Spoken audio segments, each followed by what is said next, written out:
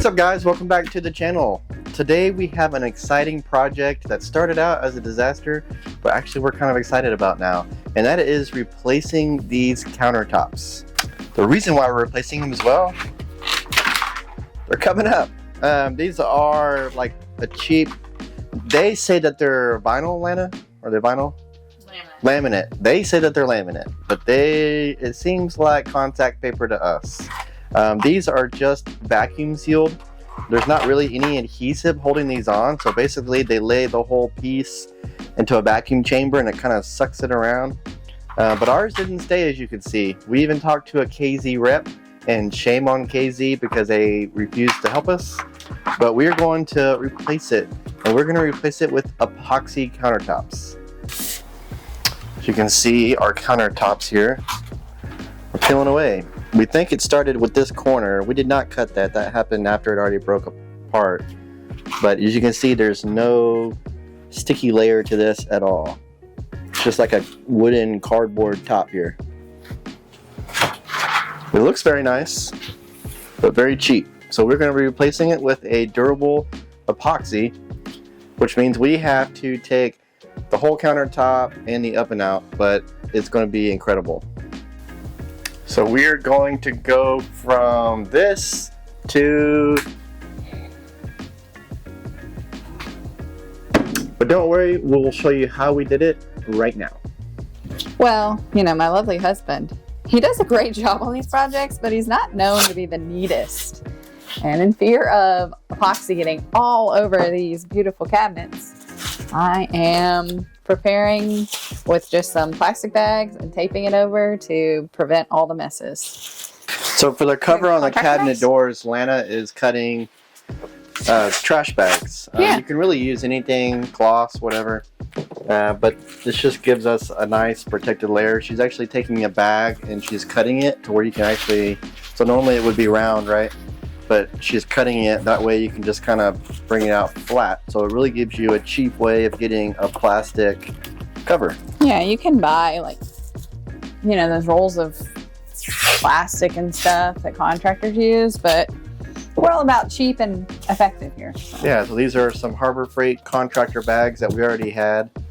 Honestly, we're trying to use them because they're kind of thinner, so they're not like the best contractor bag. Yeah. But this is a way to blow through at least 6 of them. Yeah. But it's very important to cover the cabinets, and then eventually we'll use shop towels to cover some of the floor. Because if you get some of this epoxy on your cabinets and it dries, you're in trouble. Yeah, and you know, this is probably going to be my only project for the day, so this is probably all you're going to see me do, because usually for these types of projects, it's best if I just stay out the way. So I will do the preparation work and maybe even some of the cleanup work, but everything else you won't see me for today. So we put a pause on actually getting the protective stuff because I got to figure out how to get this oven out. Now I got to figure out if I actually have to take the whole thing out or if this top piece, this trim piece, will actually come out, and that way I don't have to actually remove the guts of the oven. That would be nice, wouldn't it? So I'm going to start taking screws out, every screw that I see up here in this top section, and I'm going to see if I actually have to take this whole thing out. Hopefully I do not.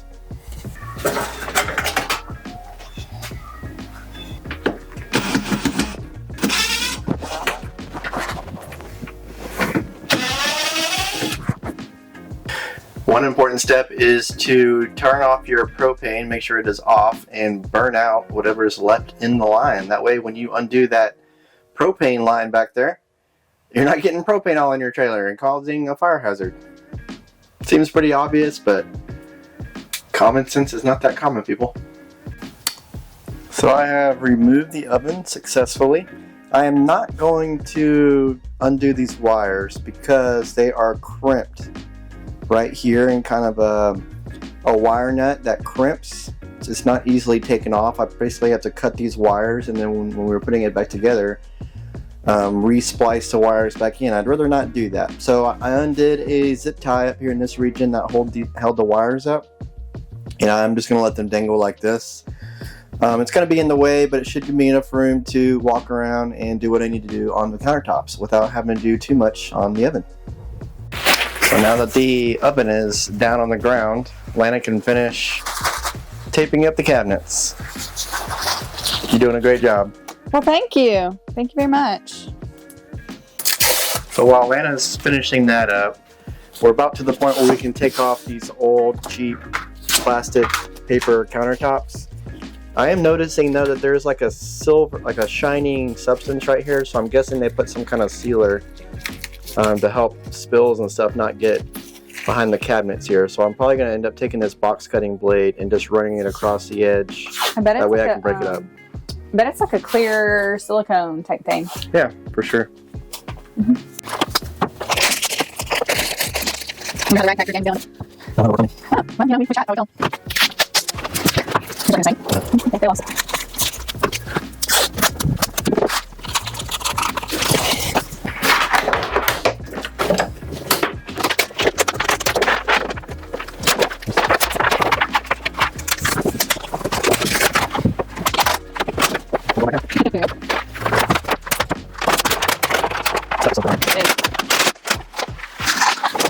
See, this is making us even more frustrated with KZ because all this whole countertop you saw, it was not hard to get off at all. But look how much work Lana's having to do over there to get this stuff off. There's actually adhesive on it. Not only that, you can see like here, it's like fresh looking countertop. Like there's no, you can tell there was nothing on here.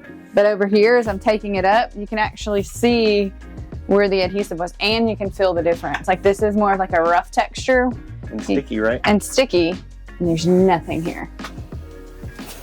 Dang it, KZ. So the countertops are pretty much void of the old contact paper stuff. And now Lana is doing the last part over here of the masking of the sink. So we make sure we don't get any epoxy on our beautiful stainless sink. It's not the cleanest right now, but it's okay. In theory, it's the most beautiful sink. Yep. And then next, we will be unboxing all of our epoxy kit that we'll be using on this project. So everything is pretty much prepped. As you can see, all the old countertop and the edges are taped. And it's now time to show you what we're going to be using. And it is this guy. This is a 2-gallon kit from Stone Coat Countertops. Stone Coat Countertops. They are very popular on YouTube. They have really cool videos.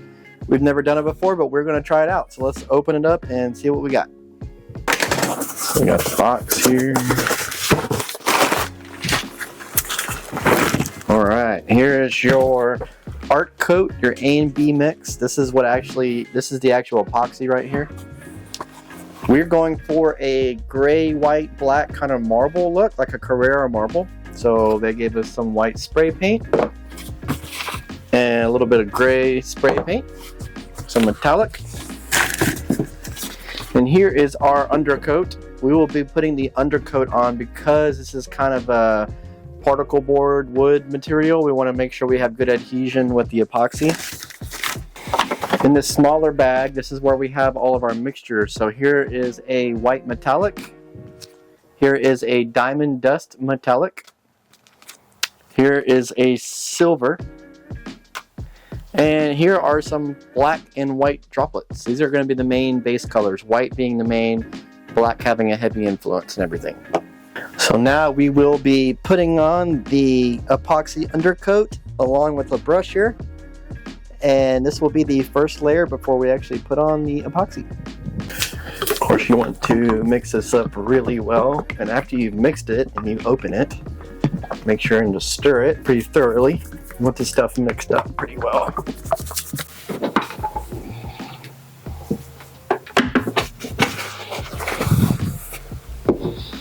I don't have a paint can, so I'm going to be using this method.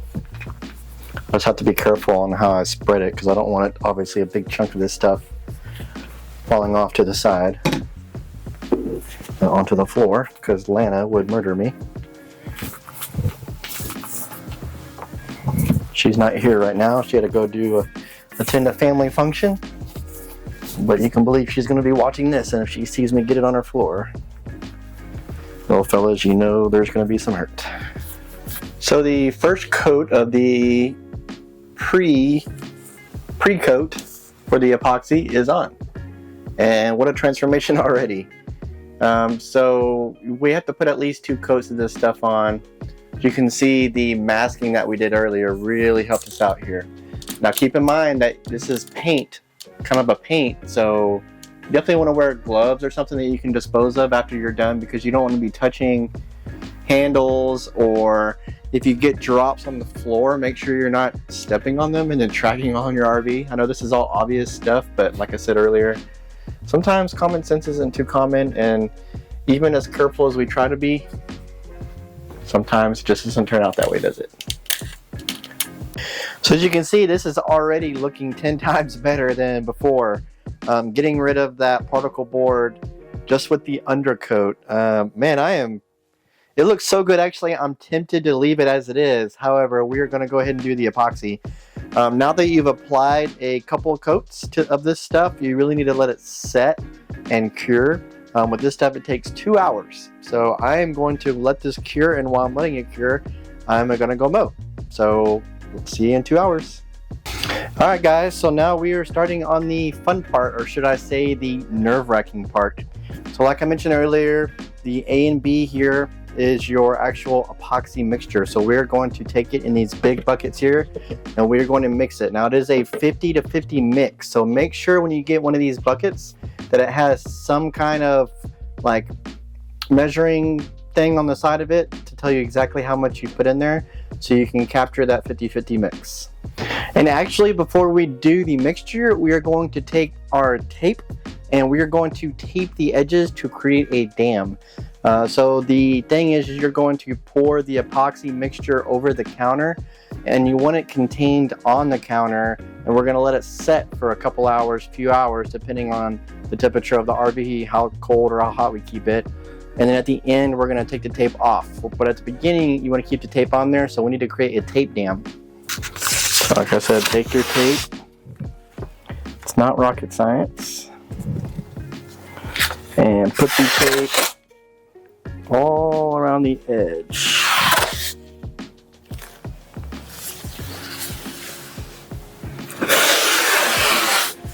And I will be coming back a second time to make it stronger.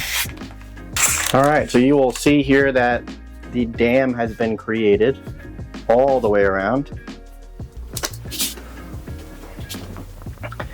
See a wall of tape all the way around, and this is going to contain the epoxy and hold it while it's curing. First thing you want to do is you want to take your bigger buckets. If you have a 5-quart bucket, that's probably actually better than this. These are just 2.5-quart buckets. If you had one big 5-quart bucket, that would actually be what you would want to do. So let's open up our epoxies. So now that we have the 2 bigger buckets mixed, we are going to take, be careful with this, do not spill it. I'm really telling myself more of that than you guys. So we have these small cups here, and we're going to take the mixtures that we just created and actually put it in these cups. Now we have black and white dyes, and we have spray paints, and we have the dust. So we're going to take the dust first. This is Diamond Dust Metallic. You can see this stuff is beautiful, has a very big shine to it. Wow, that stuff is bright, actually. Surprised. They don't really tell you how much to put in there, so I'm just going to put about half of this packet. Take another one now, and we'll put in this white metallic.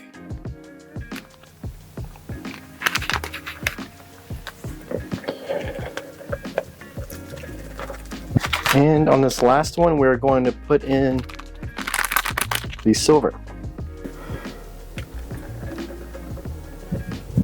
So check out the powders. This is the Diamond Dust. This is the white metallic, and then there's the gray one. So I've added the resin from the bigger buckets into the smaller buckets. And so you want to take, especially the ones with the dyes in them, the metallic flakes, you want to mix that up really good. You don't want those flakes at the bottom of your containers unmixed. Oh my gosh, it is so vibrant. And don't worry about using different sticks for different cups, because if you think about it, all this is going to be mixed anyways. And I feel like I am in a land of fairy dust right now. It's all floating up in the air. Now the one that has the diamond dust metallic, I'm going to take some of my little white mixture here. Even this dark colored metallic right here, it's too dark, so we're going to add a little bit of white to it. Kind of mix it up a little bit. Just lightening up a hair. So here's a better view of all the mixtures. Hopefully this is better for you guys. So we have our main colors. We also have our big buckets. So now we're going to use the big bucket that still has a little bit in it. And we are going to create a base. So we're going to use this metallic paint. This is part of the kit.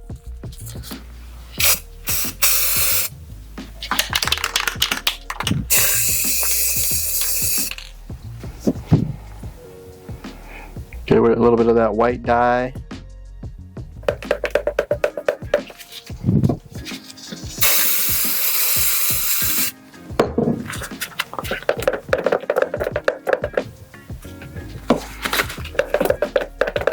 Kind of get a good base, and as you can see, a little bit of black goes a long ways.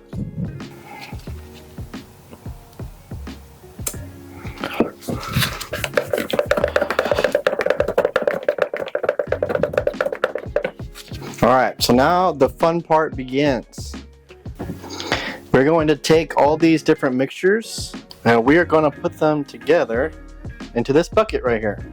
So let's start out, go a little light with it.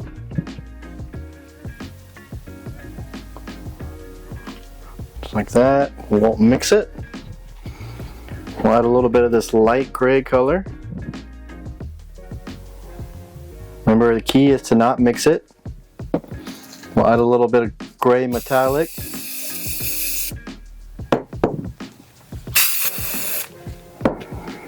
We'll add a little bit of this light color here.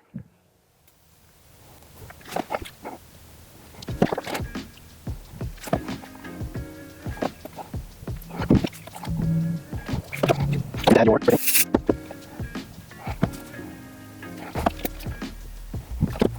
So if you have any spots like this, like I did, don't worry, just rub them in like this. It's not a big deal. And we're going to take our mixture and we are going to go diagonally across.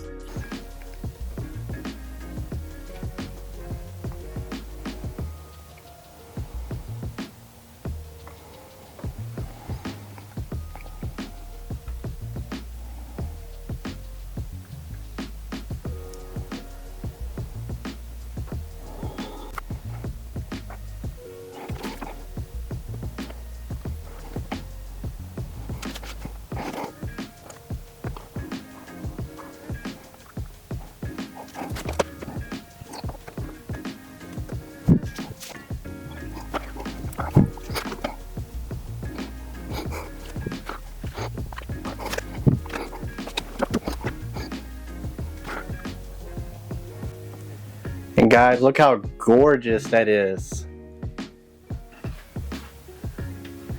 A little darker than we were hoping for. That's because this is literally the first time we're doing this. So base coat was probably a little dark. And also we got too short of a kit. As you can see, half of the kitchen isn't done. So we're gonna have to order another one to finish it out. But man, look how gorgeous that is. Good Lord, it looks just like marble. And now we are going to wait around 2 to 3 hours till the epoxy is tacky. And that is when we will worry about the edges. Alright, so Stone Coat, if you watch their videos, tells you to pull the tape towards you. So that's what we're going to do. The edges to fall down. It's very important to make sure that your towels are down on the ground, because there will be spillage here. Guaranteed. So you can see that these edges are already falling perfectly. And the little ones that aren't, all you got to do is break the surface tension here. And it will start to run down. See, this side doesn't hardly have any surface tension breaking, so I'm going to help it along here. I'm going to do vertical strokes, not horizontal strokes, but vertical strokes.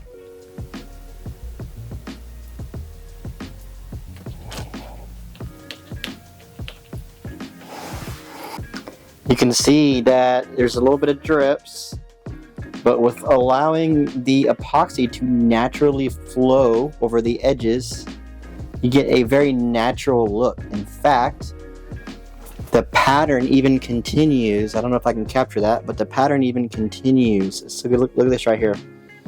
From the top over to the sides, it's as if it was cut out of the mountains that way. Here's this side where we had a little bit less to work with, but it still turned out okay. And this will cure overnight.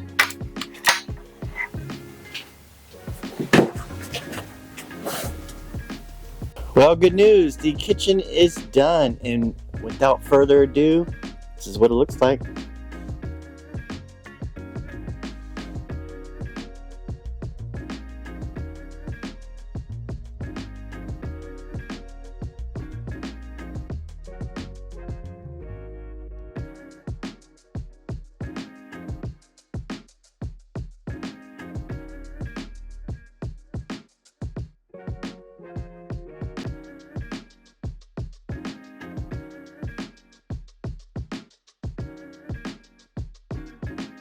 So as you can see, the kitchen turned out gorgeous.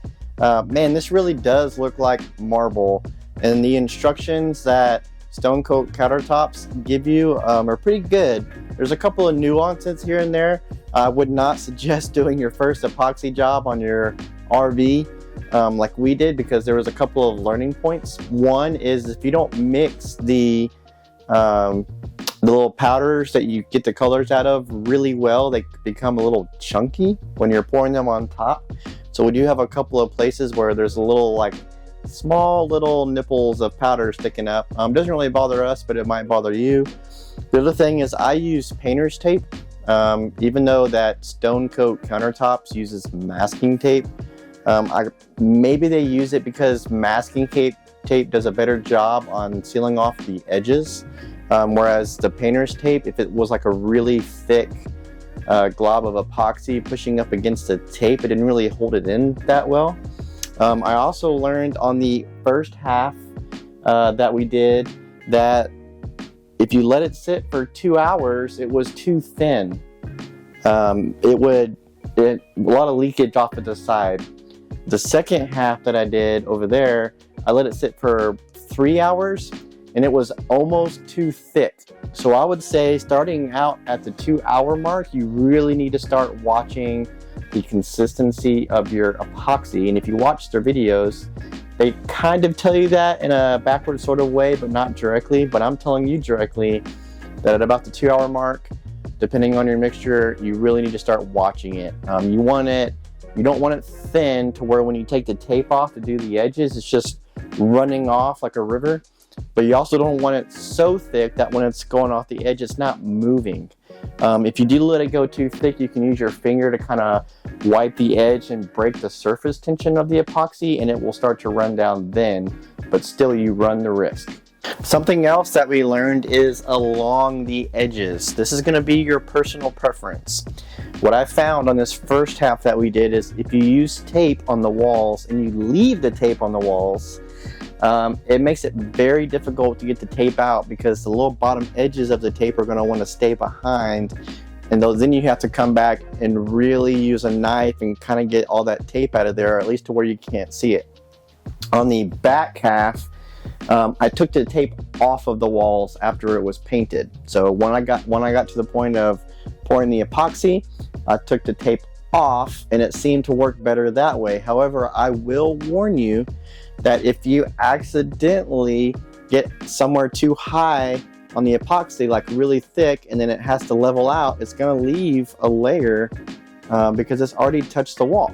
So there's pluses and minuses of both ways. And the last tip I will give you is on the bottom. So on this first half, I kept doing it up until about the 6 hour or so mark. And I got it smooth to where I thought it wasn't going to create these droplets under the edge here, but boy, was I wrong. There's a bunch of droplets. So I'm going to have to take like some kind of really sharp knife to kind of flatten it out, or maybe one of those die grinders or something. I'm going to have to play around and try to get it flat. On the second half that I did it for several hours, coming in here about every hour or so and making sure that it was smooth. And so that one over there, I will not have to touch. And also, I said the last tip, but I do have one more. If you do the edges too soon, what happens is the corners start to get too thin. Where it rounds off here on the edge, it gets too thin and it leaves it kind of white. So on the back side over here, it's a little thin, so you can actually see the white paint underneath. But anyways, other than that, it actually turned out really well for my first attempt at doing epoxy. Well guys, I hope you really enjoyed this transformation.